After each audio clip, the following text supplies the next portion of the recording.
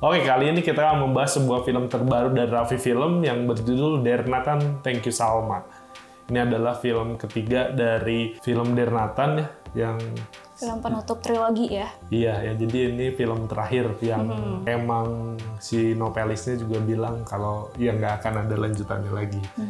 Film ini kali ini disutradarai oleh Kun Agus, mungkin karena Nathannya udah dewasa.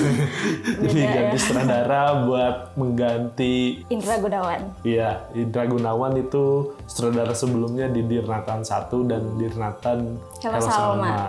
Dan tapi kalau penulisnya tetap sama ya? Ada Bagus Bramanti dan Gia Reksi. Iya, dan penulis novelnya Eriska Febriani. Untuk cast-nya ada Jeffrey Nicole, Amanda Rawless, terus ada Karina Suwandi ya. Ardhito Pramono, terus ada Susan Sameh, ada Indah Permatasari. Iya, dan ada Andovi. Andovi, oh iya. Iya, walaupun kita ada namanya. Dear Nathan, Thank You Salma ini bercerita tentang Nathan dan Salma yang sudah beranjak dewasa dari SMA, sekarang udah kuliah mereka.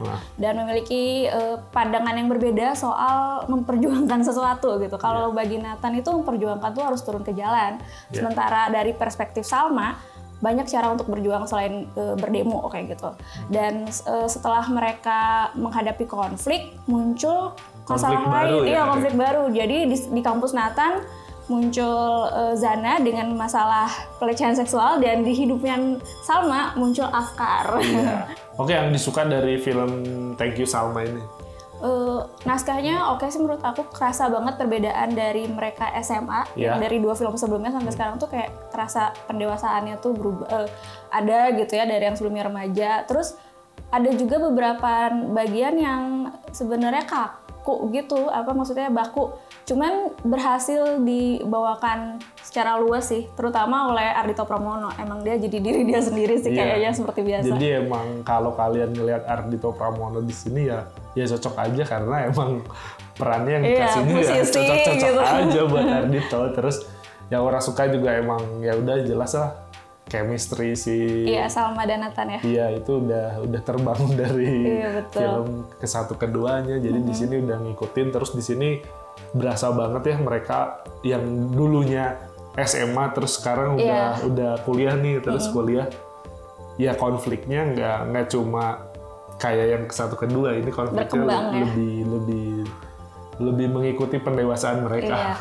Pemeran pendukung di sini cukup punya banyak peran andil ya dalam film, nggak cuma sekedar tampil. Kayak misalnya Afkar yang diperankan sama Ardhito Pramono, dia cukup banyak perannya di sini, nggak sekedar kayak nyanyi doang. Terus juga Zana yang diperankan sama Indah Permatasari juga lumayan banyak ya, dan aktingnya juga oke sih. Iya, dan Indah Permatasari ya jadi Jana tuh ya cocok aja. Iya, pantas aja sih jadi anak kuliah gitu, depresi. Iya, masuk terus di sini juga emang itu tadi ya isunya di sini yang lagi lumayan kenceng juga ya.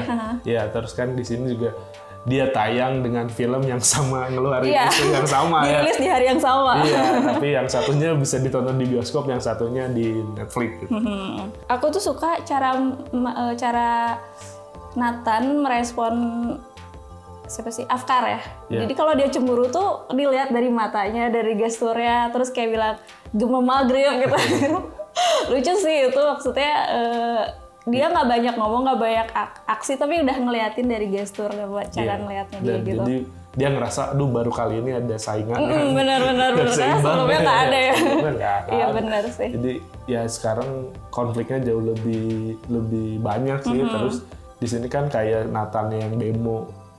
Terus itu penggunaan footage asli. Oh iya benar, ada. Yang demo dengan si Nathan yang emang ya bagus aja sih si Kun Agus, bagusnya dia mau ini mumpung isunya ini kita masukin tambahin footage ya. Jadi kan makin relate aja gitu dengan kejadian yang ada.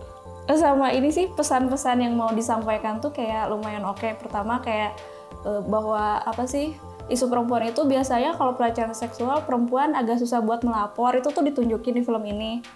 Karena keresahan yang dia punya gitu. Dan Nathan tuh di situ kan kayak marah juga kan, kenapa nggak lapor dari awal, tapi akhirnya dia juga sadar setelah Salma ngalamin hal serupa gitu kan, jadi dia ternyata perempuan itu nggak semuanya bisa speak up, beda-beda gitu. Dan ini tuh menarik karena di film ini nggak mengajarkan, nggak menggurui, tapi kita bisa dapat pesannya gitu, hal-hal kayak gitu. Terus kayak misalnya korban itu dapat ketidakadilan bahkan dari pelakunya. Terus di sini tuh ditunjukin juga kayak peran harta dan kekuasaan gitu. Dimana di situ tuh kayak korban yang nggak punya harta, yang nggak punya kekuasaan tuh nggak bisa melawan gitu. Jadinya Zana di sini ditunjukin banget sih sebagai tertindasnya. Iya, sebagai wanita tertindas. Ya sama lah seperti film sebelah. Film sebelah juga kan mirip ya. Mirip. Konfliknya itu juga, tapi ya kita nggak tahu karena kita nggak baca novelnya, jadi kita nggak tahu apakah di novelnya yang ketiga juga emang beneran isunya ini atau karena emang ini nih lagi isunya lagi hangat lagi gitu bagus. Coba kita masukin arahin ke sini gitu. Atau ada yang udah baca mungkin novelnya, boleh komentar. Iya, apakah emang sesuai novelnya atau enggak gitu. Menurut aku yang kurang di film ini adalah gombalannya Nathan yang menurut aku narsis. Padahal dia udah gede kan, udah kuliah gitu. Seenggaknya berbeda mengikuti usia. Benar-benar kayak masih aja ngebahas kegantengan dia gitu, kayak hello udah 2022 dia udah kuliah gitu dan masih membahas gombalan yang sama. Walaupun kita tahu Jeffrey Nicole ganteng ya udah tapi gitu. Ya udah. Anda dipilih juga karena ganteng. Kurangnya tuh kayak cepet banget switch-nya nggak sih? Switch misalkan dari masalah satu tiba-tiba ke masalah lainnya. Jadi kayak kalau cepet ya. Iya kan, pertama kan masalahnya cuma mereka putus karena berbeda pandangan. Terus karena emang menurut ya tadi kan si Salma dia pengennya ya Nathan juga mikirin orang-orang yang disayang, yang nyayangin dia, tapi kan ya Nathan mikirnya nggak gitu. Putusnya juga kan kayak break. Iya, breaknya juga kayak nggak berasa. Iya, karena masih jalan juga kan. Iya, dan si kencan. Dan itu tuh aku nggak ngerasa si adu prinsipnya banget gitu. Beda kalau breaknya si Dylan sama Milea, kan itu kerasa banget kayak yang si Mileanya khawatir, si Dylannya milih buat ya itu apa tuh perang geng gitu kan. Jadi itu lebih. Iya sih. Kalau di sini breaknya kayak ya memilih demo, sedangkan sebelumnya si Salma belum pernah ngekhawatirin kalau demo bakal terjadi apa gitu kan. Ini langsung diliatin di satu kali demo aja, ternyata demonya parah, baru aja marah kan. Seenggaknya ada hal yang memercik kalau tolong dong kamu nggak usah ikut lagi demo, takutnya gini-gini kan. Ada dampaknya. Iya. Iya gitu. Sih sayang banget sih di situ karena kita nggak ngelihat kegalauan Salma karena hubungan mereka gitu. Iya. Ya terlalu cepat juga. Dan itu saat lagi kayak gitu tiba-tiba kalau muncul Afkar sih masuk akal ya. Emang Afkar emang buat menjadi orang ketiga untuk makin memperkuat goyahnya hubungan mereka. Tapi pas masuk Jana nih kita tuh agak maksa. Lah kok kenapa tiba-tiba Jana masuk? Terus ya gitu. Ya meskipun Zana bukan orang ketiga tapi masuknya kurang oke ya. Iya, nambahin isunya langsung aja kayak ini Jana ini teman sekelas lu juga. Sedangkan kita tidak tahu Jana sebelumnya siapa. Tiba-tiba aja harus diceritain ini nih ada teman sekelas kamu kena kasus seperti ini gitu. Bener. Kalau aku pas ini sih Afkar nyatain cinta ke Salma di depan kosan, terus dateng Nathan. Oh iya kayak sih. Itu tuh menarik banget sih di antara semua scene lain karena aku juga sebagai penonton jadi Salma sih kayak aduh ini bakal berantem taunya kan ngajak salaman itu sih. Terus obrolannya juga kayak apa cowok sama cowok gitu. Iya, kirain kan Nathan mau Kan ngehajar. kalau zaman dia SMA pasti udah babak belur tuh pasti Afkar berhubung udah dewasa gitu kan, udah kuliah. Jadi itu sih cuman serunya di situ. Sama momen-momen pas Afkar ketemu Nathan sih itu juga menarik ya menurut aku. Pas di parkiran juga kan tiba-tiba ngasih kopi gitu ada Nathan ya. Itu juga lumayan oke. Udah ada scene favorit. Ya itu sih sama. Soalnya emang pas bagian itu sampai di studio juga ada yang pada nonton. Aduh beruntungnya yang bilang gitu. Pada ini ya sama Nathan. Dan ternyata emang pas nonton juga hampir penuh. Ya banyak lah. Padahal saya nonton jam show terakhir tapi yang nonton tetap banyak dan ya mereka mungkin nonton emang ngikutin yang penggemar Dirnatan dari awal. Jadi pasti wajib nonton yang ketiganya dan yang mereka beneran ya terhibur ngikutin aja juga sih ya.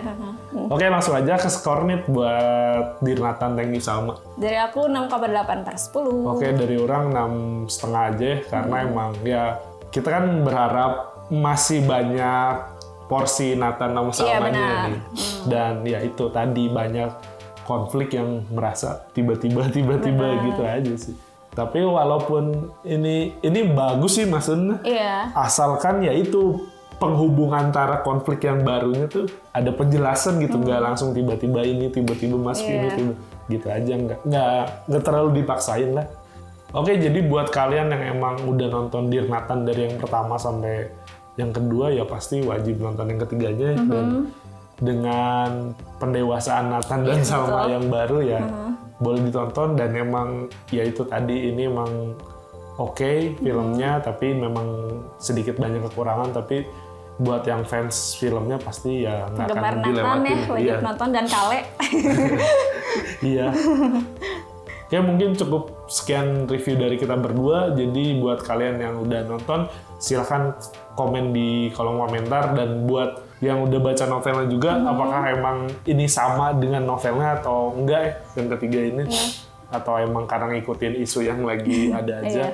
Dan jangan lupa untuk like, komen, dan subscribe, dan nyalakan tombol loncengnya. Jangan lupa juga follow Instagram Cinecrip. Dan jika ingin membeli merchandise dari Annabelle, silahkan di deskripsi juga ada ya. Jadi bisa langsung klik linknya. Dan oke, saya Indra dan Nita pamit. Sampai jumpa di video-video berikutnya. Bye-bye.